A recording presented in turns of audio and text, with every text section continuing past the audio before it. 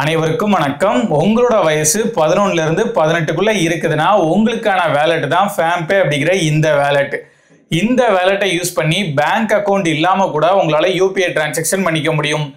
உங்ககிட்ட ஆல்ரெடி ஒரு bank account இருக்குதுன்னா அந்த அக்கௌண்ட்டை இந்த ஆப்போட லிங்க் பண்ணியும் உங்களால யூபிஐ டிரான்சாக்ஷன் பண்ணிக்க முடியும். இந்த வேலட்ல இருக்கக்கூடிய பெனிஃபிட்ஸோட சேர்த்து இந்த வேலட்டுக்காக இவங்க சார்ஜ் பண்ணக்கூடிய ஒரு சில ஹிடன் சார்ஜஸை பத்தியும் நான் இந்த வீடியோ மூலமா உங்க கூட ஷேர் பண்ணிக்க போறேன். 2019 தான் இந்த வேலட் லான்ச் ஆயிருக்குது. அதுக்கப்புறமா 2023லயே RBI இதோட ஆபரேஷன்ஸ் எல்லாத்தையுமே ஸ்டாப் பண்ண சொல்றாங்க.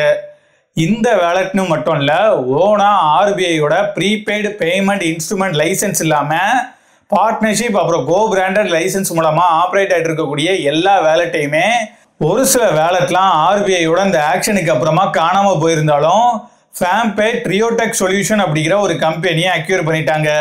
இந்த கம்பெனி கிட்ட ஆல்ரெடி RBIயோட PPI லைசன்ஸும் இருந்ததுனால அந்த ஓன் லைசன்ஸை வச்சு நியூ கஸ்டமர்ஸை ஆன்போர்ட் பண்ணி இவங்களோட ஆப்ரேஷன்ஸ் எல்லாத்தையுமே திரும்ப ஸ்டார்ட் பண்ணிட்டாங்க. FamPayயை பொறுத்த வரைக்கும் இவங்க 2 விதமான வேலட்டை ப்ரொவைட் பண்றாங்க. ஒன்று ஸ்மால் PPI வேலட், இன்னொன்று full KYC wallet. Small PPI வேலட்டை பொறுத்த வரைக்கும் இந்த வேலட்டை நீங்க இன்னொரு பேங்க் அக்கௌண்ட் மூலமாவோ இல்ல கிரெடிட் கார்டு மூலமாவோ லோட் பண்ணிக்க முடியும். நீங்க அப்படி லோட் பண்ணும்போது ஒரு மாசத்துக்கு அதிகபட்சமா 10,000 ரூபாய் வரைக்கும் லோட் பண்ணிக்க முடியும். ஒரு வருஷத்துக்கு 1,20,000 ரூபாய் வரைக்கும் உங்களால லோட் பண்ணிக்க முடியும். எந்த ஒரு சமயத்திலையும் இந்த ஸ்மால் PPI வேலட்ல 10,000க்கு அதிகமான பணத்தை உங்களால ஹோல்ட் பண்ண முடியாது.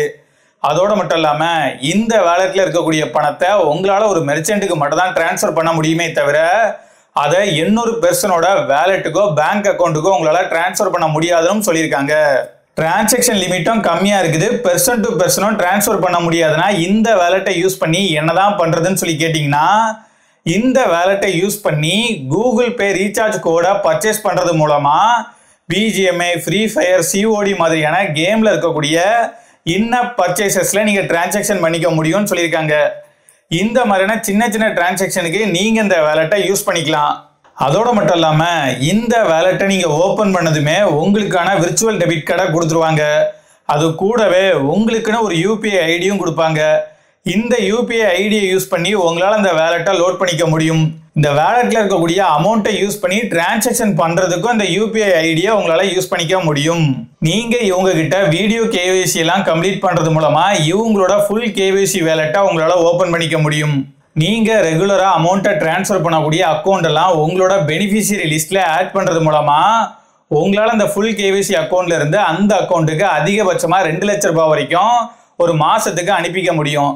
அதுவே நீங்க இந்த பெனிஃபிஷியரி லிஸ்ட்ல இல்லாத ஒரு அக்கௌண்ட்டுக்கு அமௌண்ட்டை டிரான்ஸ்ஃபர் பண்றதா இருந்துச்சுன்னா அதிகபட்சமாவே 10,000 ரூபாய் வரைக்கும் தான் உங்களால டிரான்ஸ்ஃபர் பண்ணிக்க முடியும்.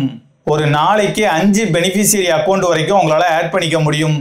அதுக்கு மேலேயும் நீங்க ஆட் பண்றதா இருந்துச்சுன்னா 24 ஹவர்ஸ் கழிச்சு உங்களால ஆட் பண்ணிக்க முடியும் அப்படிங்கிறதையும் சொல்லியிருக்காங்க.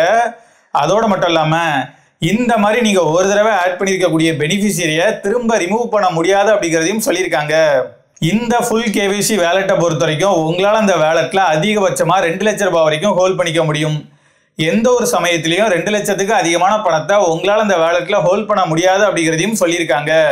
நீங்க இந்த வேலட்டை யூஸ் பண்ணி கண்டினியூஸா 1 இயருக்கு எந்த ஒரு ஃபினான்ஷியல் டிரான்சாக்ஷனும் பண்ணாம இருந்தீங்கன்னா உங்களோட வேலட் இன்ஆக்டிவ் ஆயிரும் அப்படிங்கிற மாதிரி சொல்லியிருக்காங்க. உங்களுக்கு தேவைப்பட்டுச்சு அப்படின்னா ஒரு சில மாசங்களுக்குள்ள நீங்க அதை திரும்பவும் ரீஆக்டிவேட் பண்ணிக்கலாம். இந்த மாதிரி இன்ஆக்டிவ் ஆகுறதுக்கு 45 டேஸ்க்கு முன்னாலேயே நாங்க உங்களுக்கு SMS அண்ட் இமெயில் மூலமா அதை இன்டிமேட் பண்ணுவோம் அப்படிங்கிறதையும் சொல்லியிருக்காங்க. நீங்க இந்த அக்கௌண்ட்டை ஓபன் பண்ணதுல இருந்து அதை யூஸ் பண்ற வரைக்குமே இவ்வளவு விஷயங்களுக்காக இவங்க சார்ஜஸ் வாங்குறதா சொல்லியிருக்காங்க. இதுல ஒவ்வொன்றுக்கும் எவ்வளவு அமௌண்ட்டை சார்ஜா வாங்குறாங்க அப்படிங்கிறத இப்போ டீட்டெயிலா பார்க்கலாம். நீங்க இந்த வேலட்டை கிரியேட் பண்ணும்போது வீடியோ KYC வெரிஃபிகேஷன் ஃபீயா 99 ரூபாயை சார்ஜ் பண்றதா சொல்லியிருக்காங்க. இந்த வெரிஃபிகேஷன் ஃபீயை இவங்க தொடர்ந்து இன்க்ரீஸ் பண்ணிட்டே இருக்கிறதுனால நீங்க இந்த ஆப்ல செக் பண்ணி பார்க்கும்போது வீடியோ KYC வெரிஃபிகேஷன் ஃபீயா எவ்வளவு சார்ஜ் பண்றாங்க அப்படிங்கிறத கமெண்ட்ல சொல்லுங்க. இந்த வேலட்டை யூஸ் பண்ணி நீங்க டிரான்சாக்ஷன் பண்ணும்போது உங்களுக்கு SMS அலர்ட் வரணும் அப்படின்னா அதை உங்களால ஆன் பண்ணி வச்சுக்க முடியும். 1000 ரூபாய்க்கும் அதிகமான அமௌண்ட்டுக்கு நீங்க டிரான்சாக்ஷன் பண்ணும்போது உங்களுக்கு ரிசீவ் ஆகக்கூடிய SMSக்கு இவங்க எந்த விதமான சார்ஜஸும் வாங்குறது இல்லை.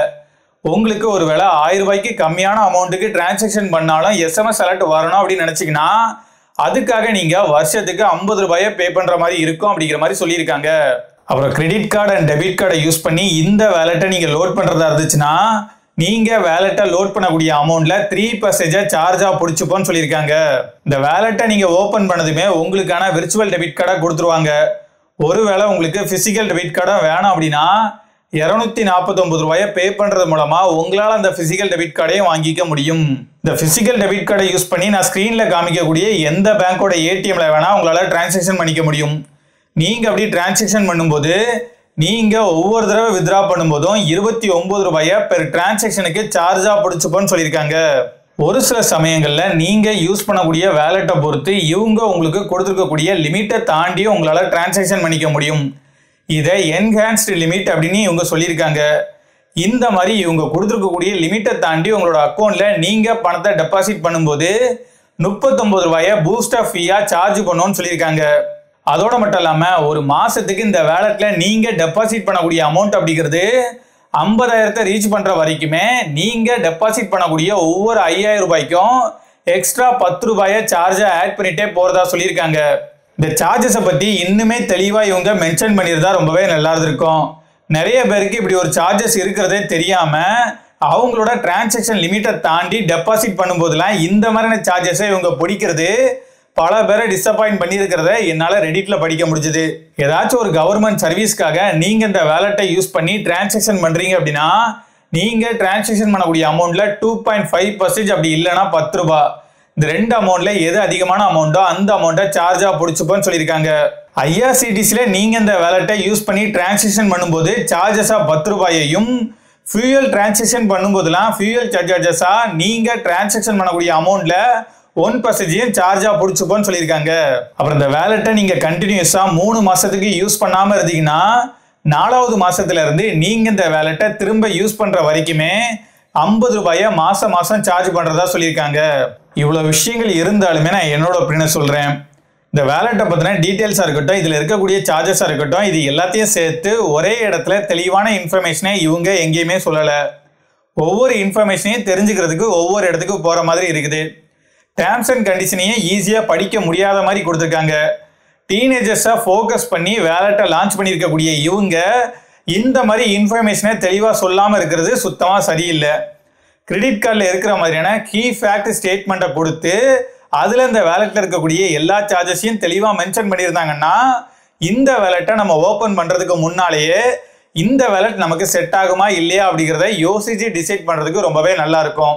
இந்த ஃபேம்பே வேலெட்டை பொறுத்த வரைக்கும் இந்த வேலெட்டை நீங்க கிரியேட் பண்றதுல இருந்து இதை நீங்க யூஸ் பண்ணும்போதும் சரி, யூஸ் பண்ணாம விட்டாலும் சரி, எல்லாத்துக்குமே இவங்க சார்ஜஸ் வாங்குறதுனால இந்த மாதிரி ஒரு வேலெட்டை வேற வழியே இல்லைனா மட்டும் யூஸ் பண்ணுங்க அப்படிங்கிறது தான் என்னோட ஒப்பீனியன். நீங்க ஆல்ரெடி இந்த ஃபேம்பேயோட வேலெட்டை யூஸ் பண்ணிட்டு இருந்தீங்க அப்படின்னா உங்களோட எக்ஸ்பீரியன்ஸை கமெண்ட்ல சொல்லுங்க. பர்ட்டா.